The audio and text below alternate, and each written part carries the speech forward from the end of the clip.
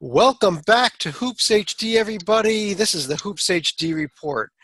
I'm your host, Chad Sherwood, joined by a full panel of experts, including an intoxicated puppet, David Griggs over there, Joe Fortson back with us, Matt Zukowski, John Stalika, and a bunch of swirling colors that I believe is our colleague Lee Del Vecchio. Lee, great to have you back on again.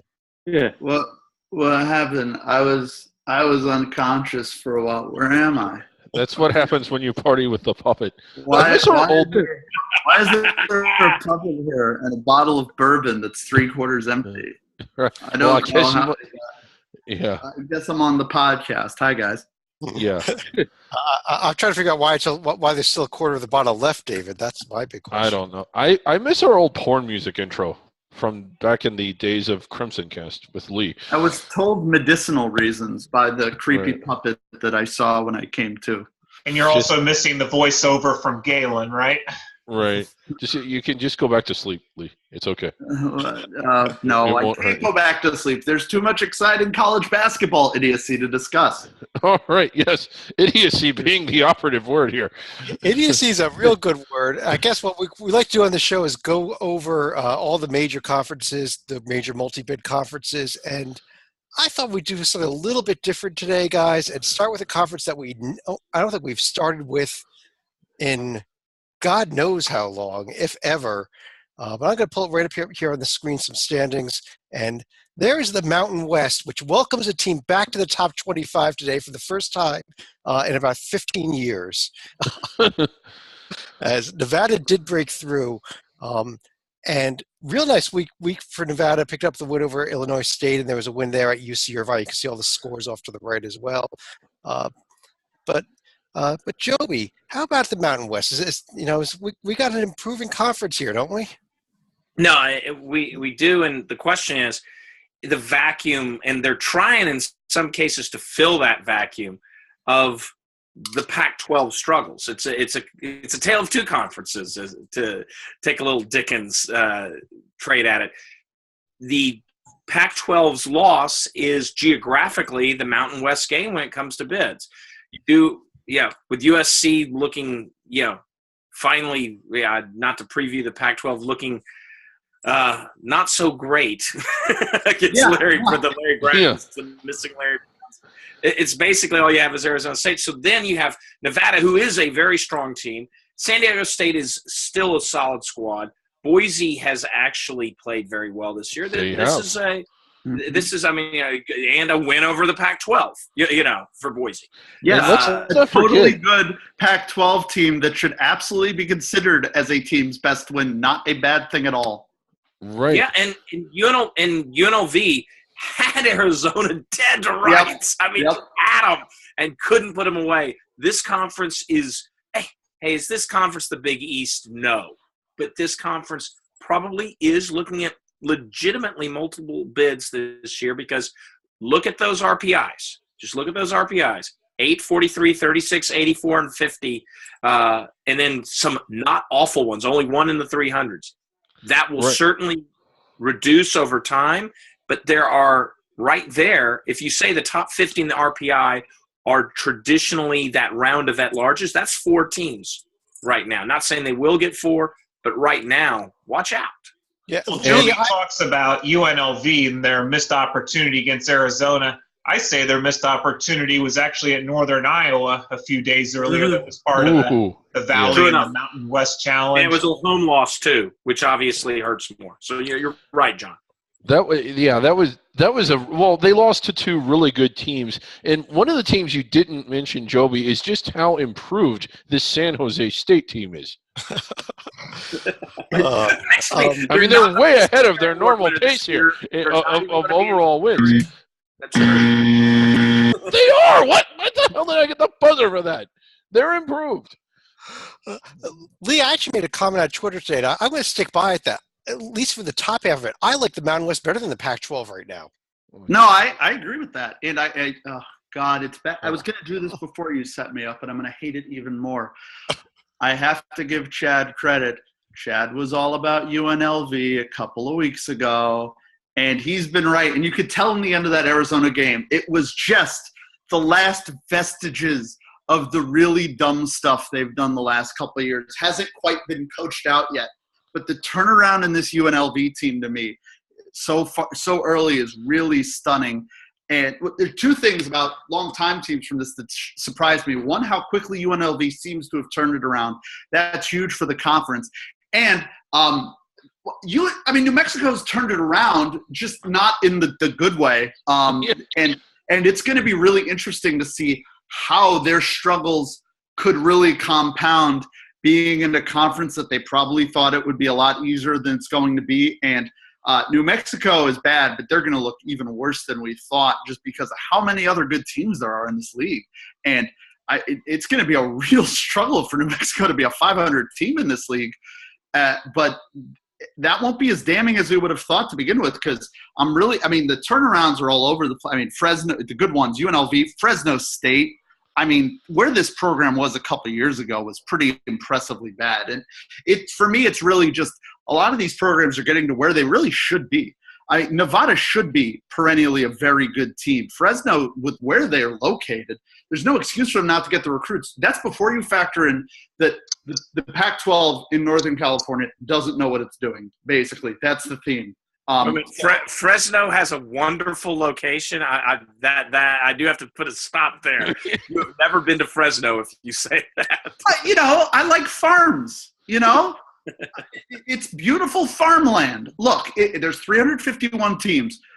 As boring as it is, it's still probably better than 300 of them in terms of location, maybe 250. And so it's a matter of it's California. 50 of them, not 300. Yeah. All right, that's fair. That's fair. I was giving him too much credit. This is a great. Didn't Fresno win the conference 2 years ago? The thing about it, I'll just finish by saying it's impressive how well they've done considering how down New Mexico is. Also, though, Utah State and Colorado State, teams that have carried the banner by themselves at times for this league, are down. It's really fascinating to see a lot of things flipped upside down in this league while the league is performing well. Well, yes, they did, Puppet. They were a 14 seed 2 years ago. Colorado State just has not been the same since Tim Miles left, and that's to be expected. When you lose the greatest coach this week, in the history of basketball. That was a very big win because Colorado was one of the few semblances of decency for the Pac-12. And it's amazing. They got wiped out pretty darn quick by the Rams. It is impressive how just when you think the Pac-12 can't get another bad loss, a team you haven't even thought of this year because they haven't had one yet, they pop up and raise their hand. It's really impressive consistency. Yeah. Matt, I've got the upcoming schedule Mountain West on the screen here. It's a huge week actually for Nevada with the game at Texas Tech coming up tomorrow night and a game against TCU this weekend.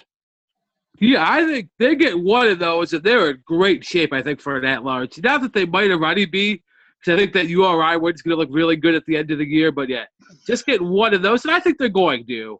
And I think they, as long as they don't do something like 11-7 in the Mountain West, they should be in the tourney. I think they're good enough to get both of those, and if they do, they're pushing the fringe of a protected seed, not just a bid.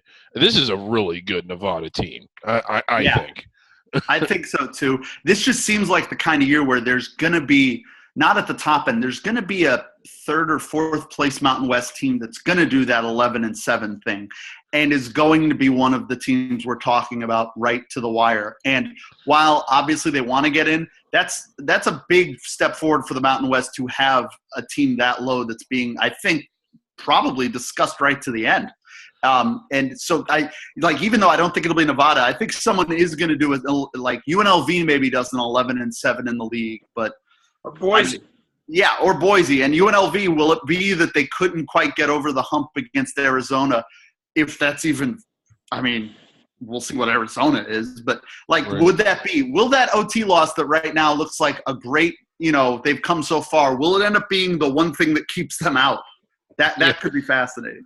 Well, still, strides for the conference. 2 years ago, they only had their auto bid. It was a 14 seed, had San Diego State on the bubble, no one inside the bubble. And I don't think anyone inside the bubble last year either. I forget who won the league, but they weren't ahead of the first four. Nevada? It was Nevada. It was Nevada. Back to my ballot, but they would have been in. Yeah. Dave, No, let me stick with no. you. I got to put the Pac-12's results from the week up here. But before we get to the results of the week, though, the breaking news was LeVar Ball has decided to withdraw his son Langelo from UCLA today. Yes, because that's how it works. Like parents, this is what happens. Parents go to the registrar's office and they announce that they are withdrawing their children from college. My understanding is they didn't even bother telling the coaches until like several hours later when they found out, oh, he took him out of school. Right. Well, you know what? Steve Alford is having a very nice dinner tonight, and he is going to sleep late in the morning. Well, see, you say that, but the rest of the balls are still going there. He's not out of the woods of this storm long term. Although I would like to congratulate David Griggs on having scored as many points at UCLA as Leandro Ball. But not as many steals. Lee, I think there's a chance that I threw the alley into the east. I'm Yes. proud of you. I didn't think you would grab that one. Still got it. I got to credit our friend Brian Black with that one. That was if you enjoyed that one, make a donation to his charity. Mm-hmm. Or if you didn't, I mean, yeah, or if you didn't, yeah.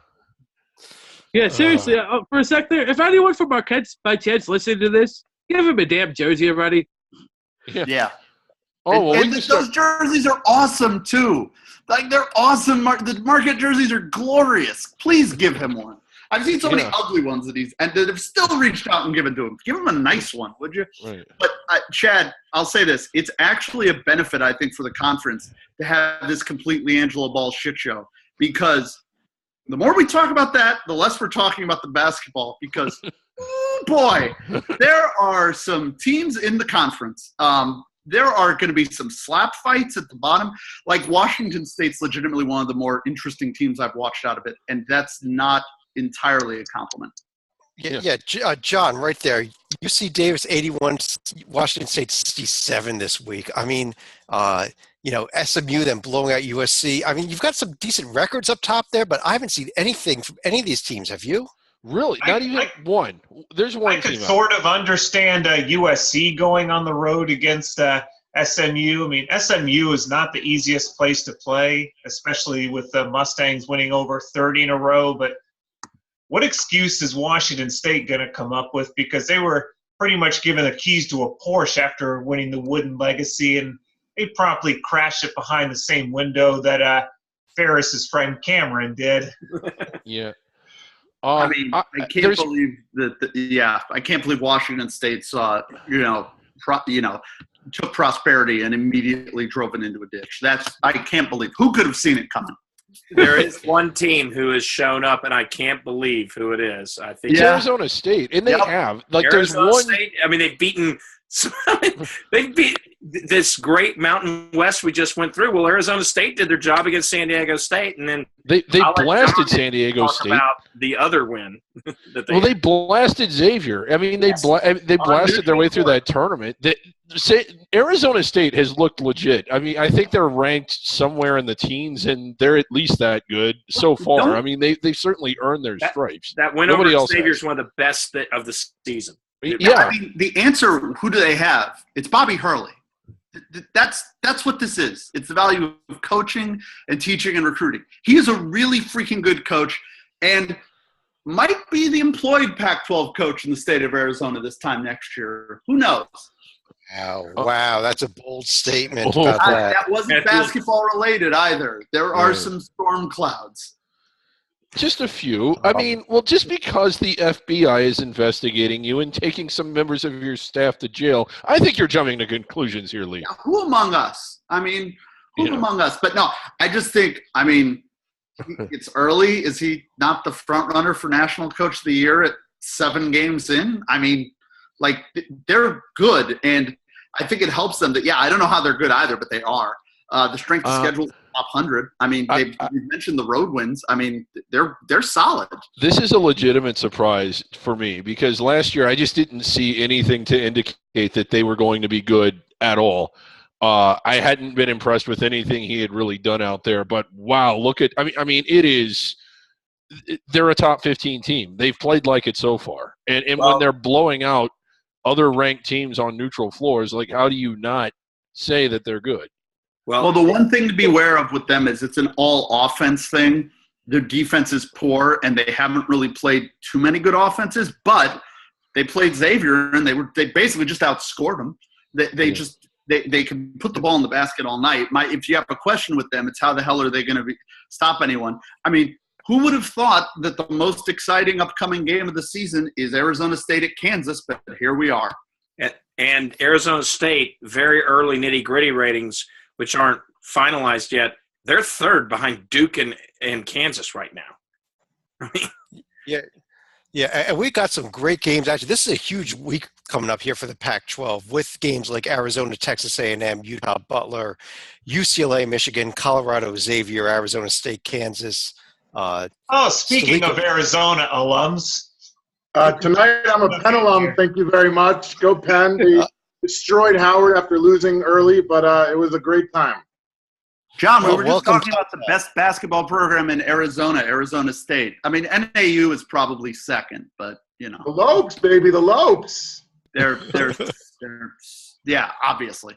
NAU is so bad. All right, I won't waste your time. Holy hell. I dug into NAU's profile randomly this weekend. I have a really rich life. It's holy shit bad. But, yeah, we were just talking Arizona State, John, and I know you'd love to talk about that. I hate to talk about them, but they've earned the right to have me talk about them. They have the new guys like Romello White. They have the veteran backcourt of Holder, Evans, and Justice. I'm still not sure how far Bobby Hurley can take this team, but frankly, he's already exceeded my very low expectations. So I think they're playing with house money. And I don't think it's a fluke. Like, I'll defer to Dunn-S. I assume when you destroy Xavier, that means you're a good team, right? This year, absolutely. David, some of those upcoming games, again, that Alabama-Arizona game, really Arizona desperately needs it. The Arizona State-Kansas game is.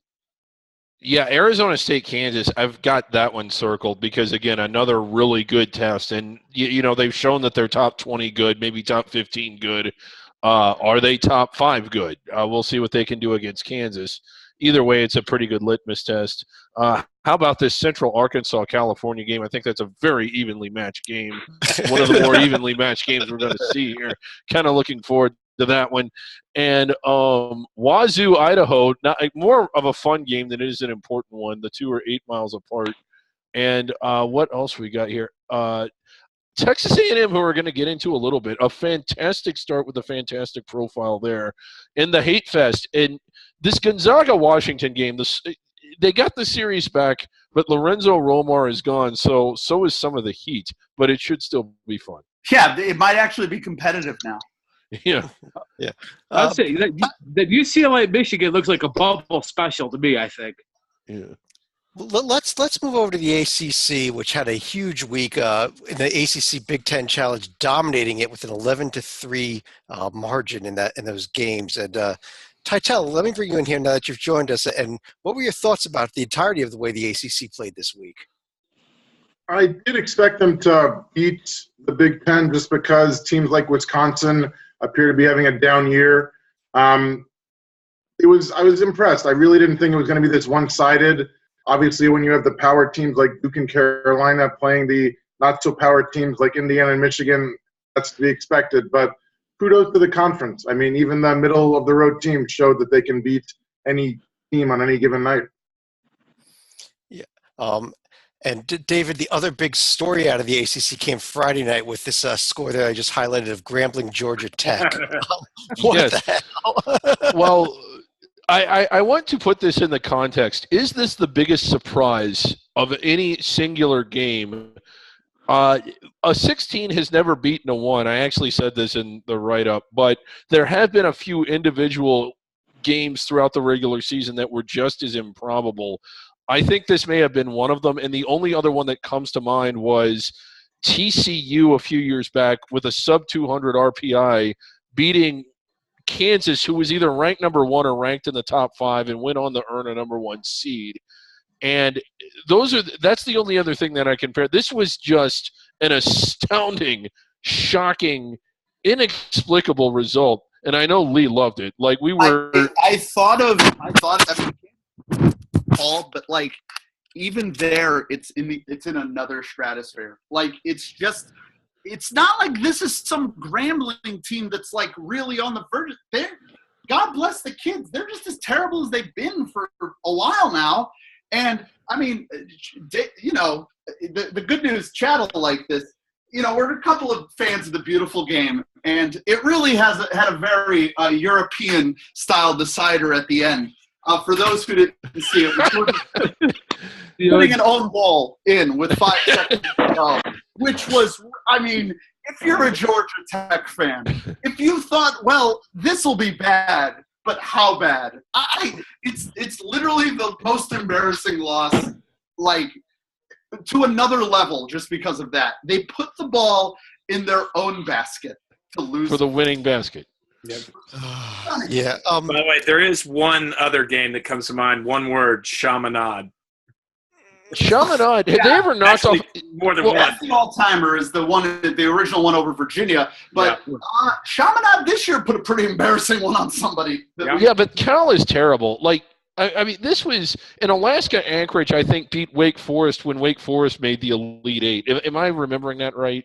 God, that sounds like something Wake Forest would do. So yeah, so there have been a couple, but this one was just astonishing. I thought that the year Santa Clara beat North Carolina in 04-05 when North Carolina went on to win the national title, I thought Santa Clara finished outside the top 200, but I went back and looked it up, and they didn't. They were actually in the 140 range, which isn't good, but it isn't as shocking as Grambling over anybody. This is just it's one of the most – the only other one I can think of is TCU over Kansas a few years ago. What's more shocking, Grambling over Georgia Tech or Georgia Tech over Northwestern? Then? True. Yeah. Santa Clara got to dress Steve Nash that night. So, I mean, to be fair. Matt, let me bring you back in here. The other game on Sunday was the Seton Hall 79, Louisville 77 game. Great game. I honestly did not get a chance to watch any of the game, but maybe you can tell us what you took away from that. And is this a sign that Louisville's got any problems, or was it just a really good team they ran up against? I think, it's like a really good veteran team. Like Hall had a good start, and then Louisville had control of probably like the middle half of the game, like between the 10-minute mark of the first half and the 10-minute mark of the second half. Louisville led most of that way. And then Hall just fought back, and then in the end, veteran experience. Desi Rodriguez, a great job with about 10 seconds to go, and then Quinton Snyder almost made the game-winning three. Had a pretty good look. But no, that was good. I think key for Louisville, Quinton Snyder played much better. Dagadell's an awesome talent. VJ King's a pretty good talent. They don't get a ton on the inside, especially on the offensive end. They don't have anyone they can dump it down at and score, so that might hurt them here. But I think Louisville's a tournament team. I think Seton Hall is a protected seed. They're that good. I mean, this made me think of, again, Matt, you know this. Like, has anybody ever clawed back from the brink? I mean, more. I mean, Seton Hall, like, how fired. Remember 3 years ago how absolutely fired Kevin Willard was? I couldn't believe he survived that offseason the way it went. And ever since I'll give them credit now. They look real good because they're on and they've been on an upward trajectory where like it has been straight up. Maybe it's a lesson to some of these schools that like, hey, maybe just take a breath before you start, doing things like running Jamie Dixon out of town so that you can go get Kevin Stallings or to cite an example. Yeah, that may have been an error. Joby, I highlighted some of the upcoming games here, and the big one coming up tomorrow night. Your Virginia, who's at West Virginia. Your thoughts into the game here, which should be probably the game of the night tomorrow night. It might be the game of the week in a lot of ways. Obviously, the contrasting styles is if you're a basketball fan and want to see, and a college basketball fan, you get to see two styles that are distinctly different that you wouldn't see in the NBA. And the advantage, let's be honest. There's a reason why I picked West Virginia for the Final Four. I think what this is, with Carter leading the way, I really like this West Virginia team. I think in Morgantown, the advantage most certainly is to West Virginia. But Virginia has played well this year. Their defense has gelled faster than it normally does, and that's a scary thing. And so we're going to see a pretty fun contest tomorrow night. And I have a rooting interest in my Wahoos. It's about time. Why don't these games two regularly play? It's about time that they did. It's a 4-year series, 3 and I years in hope a they. row. Yeah, We've played 3 years in a row. yeah, I know, but because they played in MSG and then they signed a 4-year home and home, and I think that they need to extend that out for another 20 years. Great, I'd love it. I did highlight a few of the other upcoming games, notably Duke and Boston College playing an early conference game this weekend. Oh, thank you for circling Colgate at Syracuse there. I didn't circle that. I think that was Stalika. But I circled that because that's probably the 40th year in a row that Syracuse is hosting the Raiders. Yeah. But I also circle Notre Dame and Delaware because this is actually going to be a homecoming of sorts, not just for Mike Bray, but also one of his former players, Martin Inglesby, is now coaching the Blue Hens. Yes. And, well, keep going. Well, we've completely hijacked Chad, but this game coming up on Saturday, the backyard brawl is back, and it is going to be a backyard maul, I think. Backyard brawl. But I've gone ahead and switched conferences over to the other half of the ACC Big Ten Challenge here with the Big Ten. And Titel, the one game we didn't talk about when we were talking about the ACC was that Michigan State win over Notre Dame. And how dominant did Michigan State look in that game? Too dominant. In the first half, it was turn-off worthy because I think they had opened up a 20-point lead within the first 20 minutes. Obviously, I think that it's a very impressive win because I think Notre Dame is not a top-5 team. At least they didn't play it that way last week. But I think they're a top 25 team easily with a possible All-American candidate in Bonzie Colson and great point guard play from Matt Farrell. But, yeah, they took them to the woodshed, and it's one thing if it's Miles Bridges and a bunch of role players, but the whole team is coming together with the big freshman, Jaren Jackson Jr., Nick Ward. Like, this team really looks like they are going to the Final Four because Izzo knows how to get them there, and he's got the talent to do it. Yeah, and I got to apologize. There seems to be a bit of a problem with some of these scores here. We've got a few of them duplicated, but the scores are all correct. At least some of the games are duplicated down the bottom there. But we did see the early Big Ten play the last couple of days here, even heading into tonight, where Wisconsin beat Penn State, Ohio State beat Michigan, and Illinois just defeated Iowa while we were recording this. So we've got the early standings there with Purdue and Ohio State both after 2-0 starts. And Joby, how about this Ohio State team? Surprising you at 2-0 already with 2 wins? The Wisconsin win, or the degree of the Wisconsin win surprises me. Yeah. Hey, Holtzman's a good coach. I thought it would take a little bit more, but if you remember preseason, I was like, watch out for these guys as a more competitive. They're going to be better than Indiana. I know everybody goes, duh, but yeah, a lot of people might not have thought that. Ohio State could be a tournament team. They need to get the wins to do so, obviously, but they're starting off on the right foot in conference, and hats off to Holtzman getting his program already aligned. I mean, this could turn into a more athletic version of Butler, which means, wow. Yeah. But I have to admit, I did not see this coming after what I saw with Ohio State as it relates to, the close loss they had against Butler in the PK 80. That they kind of blew that whole game. But they also got drubbed at home against Clemson during the ACC Big Ten Challenge. Clemson's better than you think, too. Yeah. Here's the upcoming schedule for this week. And David, we do see the big rivalry game coming up Thursday night with Iowa and Iowa State. Yeah, as well as interesting Minnesota. NJIT Rutgers. Yeah, NJIT Rutgers. I'm sorry, NJIT Rutgers rivalry, as well as the Valpo Purdue rivalry. Can't forget that one. That's I'm actually looking forward to this Valpo Purdue game. Valpo coming in undefeated, probably not as good as Purdue, but a good litmus test. I like when under the radar teams that are good get a chance like this, so it'll be fun to see what they can do. What else we got here? Indiana at Louisville. Boy, has that lost some of its glitter. Yes, Chicago State. What's that? Northwestern. State Northwestern. Chicago State Northwestern, a crosstown war going on in Chicago. Chicago State almost winning that game last year, which may have meant no 9 seed for Northwestern if they had.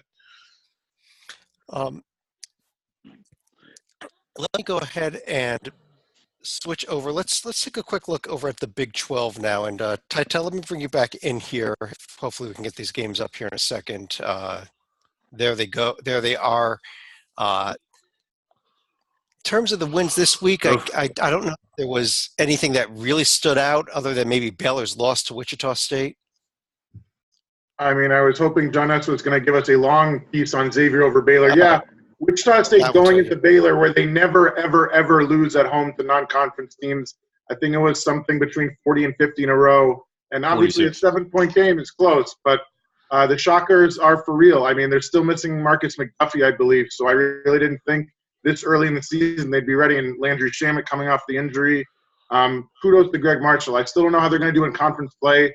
Sure, they're the favorite to win, but when you go to a new conference, I understand that the other teams don't know how to prepare for you, but the same works vice versa. So they're still the favorite. I'm interested to see if they run the table in the American or if they stumble early while they're still learning the road trips and the opposing players and stuff like that. Yeah, and Lee, Kansas looked really good this week. I mean, Toledo and Syracuse, not great, the toughest of tests, but at least Syracuse has a pulse.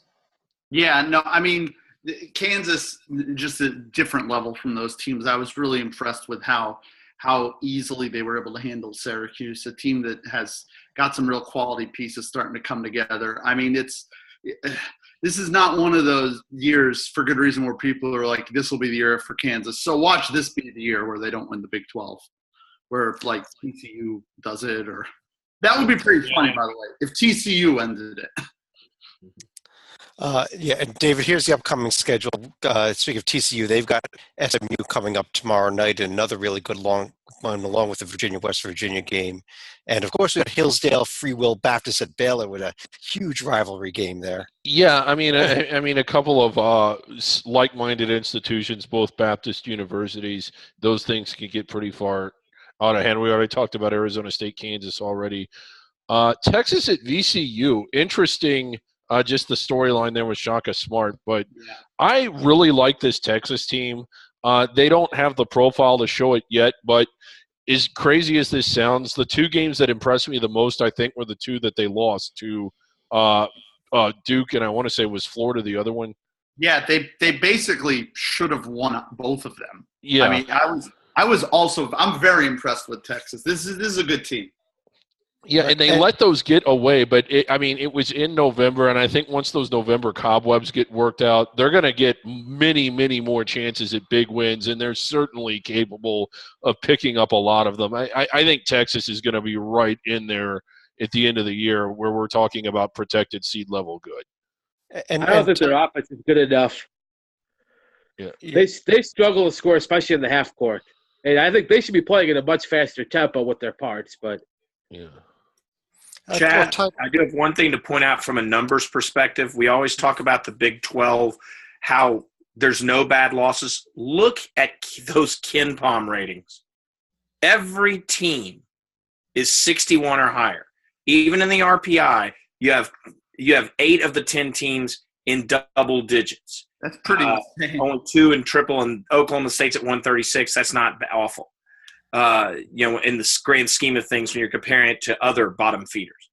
This conference is going to continue to build strength because every win is going to be a good win. So that means your 9-9 team is going to have 9 good wins and 9 not necessarily bad losses. That will really help in March come for bids. Right. The only one of teams that I think probably isn't actually any good from what I've seen is Oklahoma State, and they're 7. I agree. I mean, the rest of them are really good. Oklahoma State will not only have the chances, but they really could somehow make themselves relevant just by getting a few, getting near 500, which is impressive considering, again, I don't think they're that good, but they're going to be playing so many great teams every night for 2 months. They're going to be impossible to ignore if they get wins. Well, Stalika, let me head over to here. We're going to pull up the Big East, and obviously a great week for Xavier with the wins over Baylor and Cincinnati. How impressed were you with your squad there? Well, it was certainly the first 2 stops of the revenge tour. First were the Baylor Bears, which also ended on a bit of a sour note for Baylor because one of their six-man, Terry Mason, broke his hand during that game and is probably going to be out for about a month. But the biggest win by far had to be against Cincinnati, where they reversed the narrative from last year, dominated the glass on both the offensive and defensive end, and once again, Mick Cronin had no answers when it comes to beating Xavier at Centos and Speaking of sour endings. I think that this was a boring game. Xavier jumped out to about a double-digit lead within the first 30 seconds, or so it seemed. And then at the very end of a boring game, Mick Cronin came riding to the rescue and made it interesting. Yeah, and Titel, I got to bring this up here. Villanova 8-0. We got a 6-0 team also, another undefeated team in the Big East with an impressive strength of schedule, don't we? They did it. Sorry, go ahead, John. They don't have bakeries big enough in D.C. to handle the cupcakes on Georgetown's schedule in November and December. What's funny is they have 2 more ahead of them, so they're going to be 8-0 when they host Syracuse a week from Saturday on the 16th. I was going to go to that game to see Georgetown lose by 20 as an undefeated team. The good news is I think I can get a pass to the Miami GW game and watch GW lose by 40 to the undefeated Hurricanes. But it's a win-win for me because I'm going to see a great team beat a DC team either way. It's amazing because Jesse Govan, last year, the Georgetown center, 6'10", big guy, athletic, he was only averaging about 5 boards a game. This year, he's had 4 games in his first 6 with 14 or more rebounds. Oh, my God. And obviously, they're against cupcakes. He's the biggest guy in the court. But he's turning into the best rebounder in the nation in front of our very eyes. And he hits threes. He's like 7 of 11 from behind the arc this year. Talk about a unicorn. He's amazing. Well, all Georgetown has done is proven they can beat top 300 teams. I mean, 300 teams would be 6-0 against that schedule. They did it. They're 351 out of 351. It's amazing. Oh, they are. I'm not even looking at the screen. Look at that. Yeah. Oh, God. They're getting. Here's the thing. Look at the AP column. There is a voter somewhere in this country that has looked at that schedule and said, I believe this is one of the 25 best teams in these United States. And is probably going to find his way into Gary Parrish's poll attacks. Yeah, Gary Parrish is really him hard. I mean, oh, God. They can't lose to Syracuse by enough points. It's such a gutless schedule. Yes. Can we talk about a good team, please? Yeah. Matt, let me know if you hear. Here's the upcoming games. And tomorrow night, as part of the Jimmy V doubleheader, we have Villanova Gonzaga. That's the game, buddy. I love that one.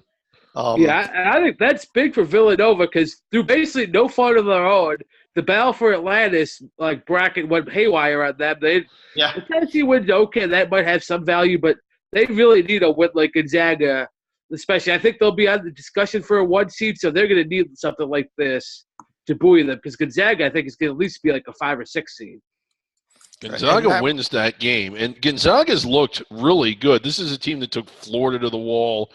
And where does that – I don't think it's outside the realm of possibility that Gonzaga can squeeze them and maybe even beat them. It'll be a competitive game. I think Villanova's a favorite, but nothing. Oh, they are, yeah. 3 or 4 points. Right. Matt, I want to stick with you, though. The other team with a real interesting week coming up is your Marquette team, hosting Vermont and then at Wisconsin this week. 2 winnable games, but not easy ones. No, and I think both are must-win now following the debacle Saturday where Andrew Rousey showed up hungover. And, oh, my God. and I think you need – Vermont, it's a tough game on paper, but even through this run, they have not been a power program. So Marquette really does not need to let them be the first. And then, Saturday, the game of, neither team looks that great, but a rivalry game, you never know. And I think it would mean more for Marquette because I feel like Marquette has more salvageable opportunities. They've looked better at times, especially in the VCU and LSU games. But I think 2-0 is must for Marquette to have realistic at-large hopes. Well, let's go ahead and take a look over at the SEC, which has, I would argue, maybe been the best conference top to bottom so far this year. or up there with the Big 12 at least. But who were you go? Well, I would agree with that. I don't remember if you were going Is your to me name or David? not. Oh, it is. Okay, yes. Okay. I would say, yeah, And- Texas A&M has just a fantastic early profile with the neutral win against West Virginia, a couple of other really good ones. I think they went out to USC and won. I don't have it right in front of me, but they showed up on our one line today. And Florida, who's not looked all that good tonight so far, but still their only loss is to Duke in what was a really close game. They did really well out in the PK80. So it isn't just the bloated records. It's bloated records with a lot of quality wins, at least when you're looking at Texas A&M, Florida. Tennessee, one of the bigger surprises, they have a couple of really good wins. Alabama, they had the loss to Minnesota, and they added another one to who was it that beat them? It was another the radar team. I've already forgotten. But I mean, Central Florida. Yeah, Central Florida. Well, Who's okay, so actually not an off. under the radar team. Missouri, I don't think Missouri has the staying power, but even with the injury, they've looked really competitive in some of those games. Certainly have room to improve. The one team that I was kind of a little bit disappointed in was Arkansas.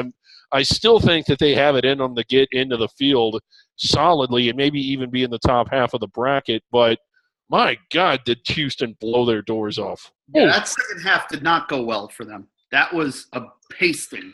And it badly needed one for Houston. We'll get to them later because but yeah, I mean, Arkansas, they're running hot or cold right now. But Joby, I wanted to ask you about this Tennessee team that David briefly mentioned. Broke in the top 25 in the AP poll today by beating a team that lost to Grambling. Do they really belong there? It's a little short, but Tennessee's Tennessee's the numbers actually back them up. I mean they've actually played a pretty reasonable schedule to get where they have. They've avoided most of the gunk. Whenever Mercer's fine, etc. I don't think they got in because of the Georgia Tech win. Is Tennessee going to be there at the end of the year? No. They're going to be in the NIT. But Rick Barnes is, this is what he does. He grinds out wins against teams you should beat, and he will lose to your Texas A&Ms and your Kentuckys, though he did beat them last year once. He will finish with that 18-12, 17-13 record, go to the NIT and lose in the second round. Mm-hmm. But that's not. But you know what? That's better than the Tennessee football team. Yeah, well, yeah. Geez, at least they have a coach. It's gone bad for Tennessee when they're looking at Rick Barnes as the stable of coaching. A rock of certainty there. But yeah, to what Joby said, you can basically pull up Tennessee's Ken Pom page as a Rick Barnes team, and that projected record, that's what you're getting. You're getting what you're going to get. You're going to get, B- is basically it. Yeah. And for Tennessee basketball, that's fine. Yeah, I disagree with this, but I wasn't sure of their talent level going in, but I think it's enough with Barnes' coaching. I think that's going to take it this league. They'll get the 10 or so wins they need, especially what they've done out of conference here. I think they'll be in the tournament. In fact, I would be shocked if they're wearing home colors in the first round. Bold. Tytel, I've brought up the upcoming schedule for the SEC, and I think we really got to circle this game coming up on Saturday with Florida and Cincinnati. We do. I'm hoping to get a pass for that one as well as part of the Never Forget Tribute Classic with, I believe, VCU and Seton Hall in the other one. Quite a nice doubleheader in scenic Newark, New Jersey, but have not heard back yet, so have not booked Amtrak yet. Florida right now is losing in Florida State as we speak in the second half at home, so it could lose a little of its luster as Cincinnati losing also lost a little of their luster, but still a fantastic matchup. Not as good as the top one on the board, but pretty good. You think the top one of the board is going to be any good, or you think it's going to be a complete blowout? Texas A&M, Arizona. If you have not looked at Texas A&M's, not just schedule, but results, they've played 4 top 50 teams this year. West Virginia, Oklahoma State, Penn State, USC. Not only have all 4 of them been away from home in College Station, they've won all 4 of those by double digits. This team is legit, and I want to go on record. I know Arizona's having an off year. I'm well aware of it, unfortunately. If they can beat Arizona in Phoenix tomorrow night, I think Texas A&M is legit enough to go to the Elite Eight. I know that's not a huge revelation for a team that's undefeated, but I think that they're showing in non-conference play. I don't know if they're going to win the SEC or not, but they're beating good teams by a lot. That is how you go far in March.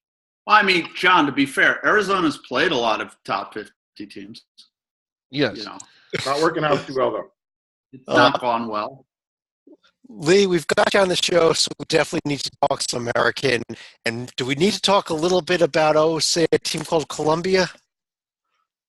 No, I'm feeling more about myself. I don't know. I'm really excited tomorrow night. I'll be at the Garden for just a tremendous Gonzaga-Villanova game, followed by a friggin' pillow fight between Syracuse and UConn. And that's best case scenario as a UConn fan. This team's a tire fire. They don't run offense. Worse yet, they think they're running offense, and they don't. They don't really do defense, though, which is more of an issue because Kevin Ollie's teams never do offense, but at least usually the defense is there. There have been, and my response to these is I don't care, but there are mitigating circumstances still with injuries.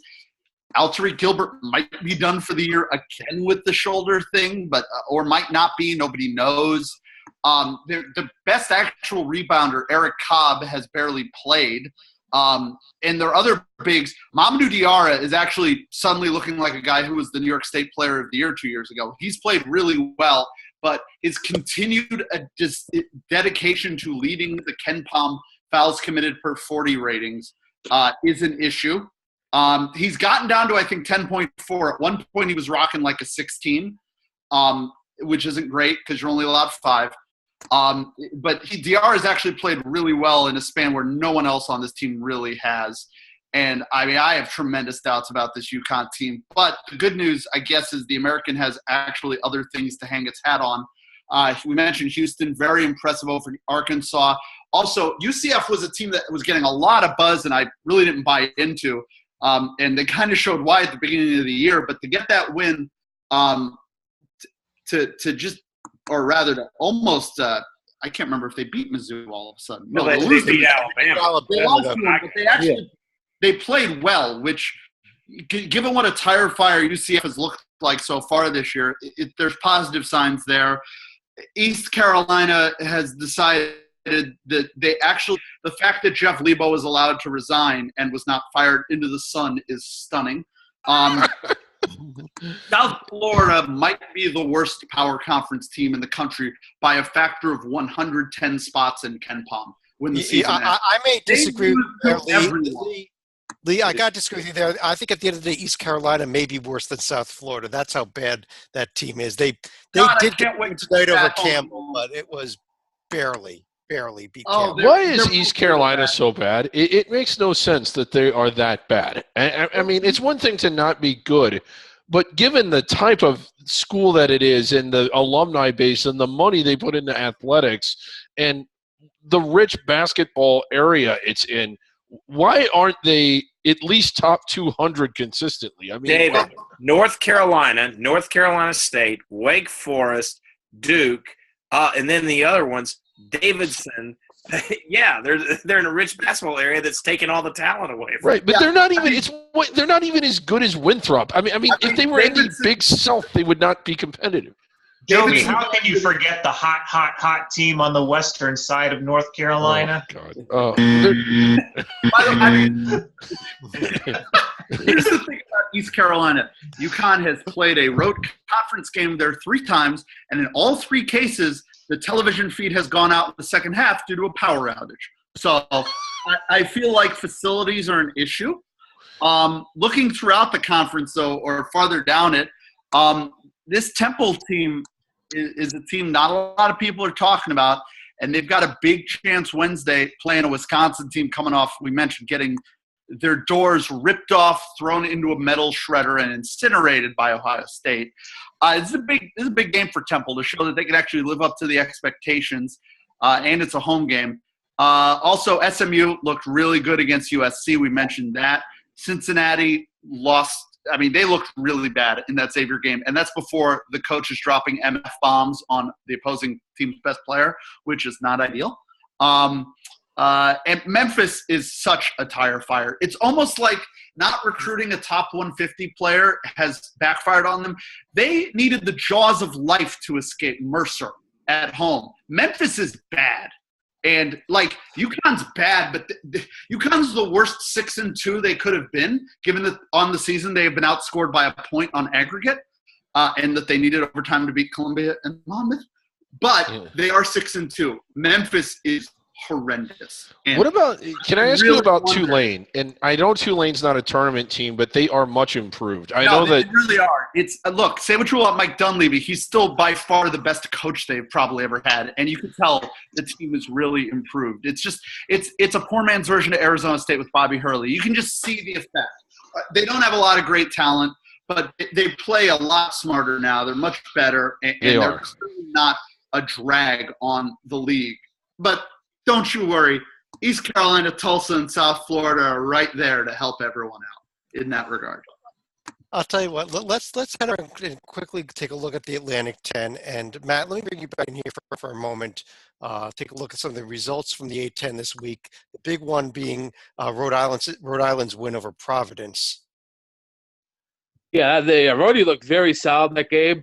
The freshman Fats Russell, man, past that defense, hitting open threes. And that he was a big part of Providence turning it over. I swear, like 40% of their possessions. Like, it was the most underrated. That's a good URI team. They're doing this without E.C. Matthews. That's what's the best part. Like, they now have wins over Seton Hall and Providence without him. And if nothing else, they are at-large worthy. The rest of that league, probably not. But, like, I was going to ask that exact question. Basically, the A10 will have to. Oh, I was just going to say, Matt, are we even allowed to evaluate URI in terms of without E.C. Matthews at this point? I mean, it's sad, but it's just – I think there's definitely a little Ewing theory to that, maybe. I wonder. Well, I don't think it's Ewing theory. It's just I never expect – he's always hurt. I mean, they're really good. That game just reinforced some of the questions I have about Providence, but I know we're talking A10. And I think it was a huge week for Providence, what they have on their schedule. But, yeah, Rhode Island and that rivalry, I mean, that game is heated. 3 technicals or your money back. I mean, it is the Napoleon complex versus the Napoleon complex, and it's just a powder keg. It's awesome. It is awesome. It's wild. And the fact that they're currently the top 2 teams in the Northeast. Yeah, well, I mean, yeah, I'm just hoping UConn's in the top 10 this year. I discovered that. I mean, I always knew it was a rivalry, but I don't think I quite understood just how heated it was, because sometimes if something isn't on a national level, you may not notice it. But about 3 or 4 years ago, it was like, wow. It is pretty intense. Angry people on both sides who are angry that people don't realize how great they are. Not that I'm bitter towards them at all. But the team's being really good lately makes it for not just – it was always a spectacle, but now, there's also good basketball involved, which is a pleasant improvement. And it's a credit to both coaches. Future UConn head coach Hurley at Rhode Island and the job that's been done by Ed Cooley at Providence. Titel, it's tough to really look at the Atlantic 10 coming up because I don't think there's anybody other than Rhode Island, though they have a real interesting game Wednesday night at Alabama. And then I also highlighted a few Big 5 games coming up this week as well. Why are you all sleeping on the Bonnies? They had the horrible loss to Niagara without Jalen Adams. They lost by 10 at a neutral site. TCU, I like this team. Good team. They beat Maryland. They have Yale and Vermont and Syracuse coming up in December. Adams is now healthy. He's not 100%, but he's playing. I think St. Bonaventure can win 20 games. I mean, you're all giving them – you're not – I mean, I don't know if they're an at-large. I think they're a really good team, and they might be an at-large. I think they can play their way into the discussion for sure. I think they can play their way into the field. I like them too. We talk about the Big 5, but we also need to highlight the Big 4 of Buffalo, and that's going to be the Bonnies going to Canisius on Wednesday, where they at least try to salvage a 2-1 record among that series. Real quick, a team that I know Chad and we love, Chad, LaSalle. I mean, is Dr. John finally getting the ship turned back in the right direction. They're 5-4. They beat Temple, but I don't know. They did not win the event that they played out in Belfast, Northern Ireland this past weekend. That went to Towson, who they lost to. I think it's a decent team. I think it might be an borderline NIT caliber LaSalle team. I don't think this is an NCAA bubble team even close to that, though. But I think as far as Towson, we're seeing from them what we expected from Charleston. Yeah, under the radar. Yep, 8-1, great start. Not a very strong schedule. I mean, the best win by far is Georgia Southern. Apologies to our Penn friend here, but it's and the rest of the way, Towson doesn't play a team Ken Palm better than 102. So this could be a hell of an empty calories resume come March. Well, Joby, I brought up the West Coast Conference here, and we didn't discuss this game yet, but that Gonzaga win over Creighton. Impressed with the Zags? Yeah, the Zags are the Zags again. I mean, they go out, they play a tough teams like Creighton. They're doing what you're supposed to do when you're in. If you call the West Coast and under the radar, they're at least mid-major. This is what you're supposed to do, guys. When you talk to your other teams. Good job, Zags. They are for real. They lose, and that's what's crazy is they lose all this talent, and it's a reloading. Really, a little school in the middle of Western or Eastern Washington can do this. Yeah, I'm extremely impressed with them. And it'll be interesting to see the through the computer effects of the fact that Portland was in the PK80. Portland's not any good. But the fact that Portland played such high-powered teams in the tournament, I wonder how that mixes into the computer. I think that 0-5 against D1 does not help do anything to help in this. No, it doesn't help.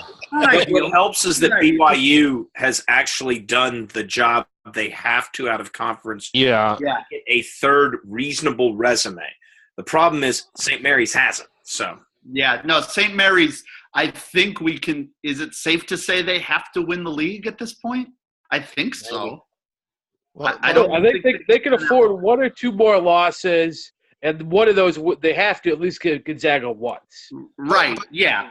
They can't afford another non-conference loss because they play nobody, and they can't afford anybody that's not named Gonzaga, maybe a loss to BYU, but I think that includes the conference tournament, that they get two more losses the rest of the way. So that's one regular season loss, one conference tournament loss. Otherwise, I don't know that they can make the field. And I think they're a really good team that just absolutely killed itself with their scheduling, absolutely killed themselves. I concur. I don't like agreeing with Chad, but he's absolutely right about that. No, I'm absolutely with you. Their one saving grace is with the Pac-12 being down, the Big Ten being down, there might be more open bids to where a speculative toss to St. Mary's, even if it's to dated, is more likely this year than it would be in other years.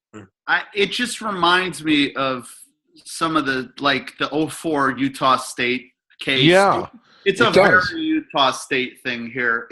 I know they're a good team, but I really don't think they're going to be able to make an at-large case at this point. Well, I'm going to. But if we're talking 1,000, maybe. I went ahead and pulled the screen down, and I guess what I want to do at this point is run through each of you, find out if you have any other thoughts on what we've seen over the past week or what's coming up or anything else related to college basketball. Joby, let me start with you. Like I said, I should have saved for this moment because I knew it was. Definitely when the numbers are starting to gel in these conferences. We're almost done. We're over halfway through the out-of-conference. The Big Ten's already started their conference play. We're nearing the end. Once we get to conference play, then you have your conference strengths pretty much settled. And so when we say things, a perfect example is the discussion we just had. When you say things like the Pac-12 is probably going to have fewer than we expected, the Big Ten might have fewer than we expected, all of a sudden that allows us to have a reasonable discussion on how many teams are going to come out of particular conferences, especially those that have the potential to really explode like the Big 12. Mm-hmm. Matt, how about you?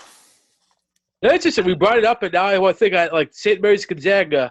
I think an underrated factor of Gonzaga raising their profile, besides the tournament runs, is They took that and they played anyone, anywhere for a few years until they built their profile to where they get better terms. St. Mary's basically refuses to do this, and I think over the last 5 years, they've had teams that, like, they could go, I think, win anywhere in that. They won a very good dated team 2 years ago, but they've not taken other opportunities to do that. And in turn, I think they've left their profile to be, like, very good mid-major instead of Gonzaga, which basically transcends the West Coast Conference at this point. Yeah, and that reminds me of us in the power seat, sort of that, what Oregon did this year. They didn't schedule anybody, showed up at the PK80, and just haven't been very good since then. And they were not ready for the PK80 because of how weak the schedule was getting ready for it. So this cuts both ways. It's a chance for these teams really to help one another. Like Oregon playing St. Mary's would have been the best for both of them, but they both wanted to go play PVAM. So Yeah. Well, hey, don't knock those Panthers. Sleek, let me turn to you. I mean, we saw the ACC Big Ten Challenge this year become more of a whitewash from a historical standpoint, but this might be the first year where the Big 12 and the SEC probably has a chance to be a more compelling showcase, given how much improved the SEC has been, and the Big 12 once again looking like it could be a 6 to 7 bid lead in the NCAA tournament. But we're not going to see that for another month. Right. And it's Titel. Just continuing my recency bias, it was great to see my Quakers in person tonight at Howard. They don't come to the D.C. area every year, but they made it to Burr Arena this year. It holds 2,700. I assure you, take the under on a Monday night during finals in December for Penn and Howard. But to see a guy like Caleb Wood, a senior, get out there and have 26 points, game of his life, 6 of 12 threes. He made more threes than the entire Howard team. Great showing by the alumni. It's so good to see your team in person in a tiny little gym. I can't recommend it enough. Yeah, it's always fun to go to those little gyms. I've had some adventures at some of them myself. Well, I regret it a little bit. Lee, let me turn to you for a final thought. I'll give you about 20 minutes, then I'm going to cut you off, though. one of those with me. Tomorrow night at 9, well, it'll be 9:40 p.m., I'll be sitting at Madison Square Garden going through another tooth extraction level experience of watching UConn basketball as they take on Syracuse. It'll be a great atmosphere and probably a terrible basketball game. If you want to watch a good basketball game, I'd recommend you watch two teams that we haven't talked a ton about on this, Butler and Utah.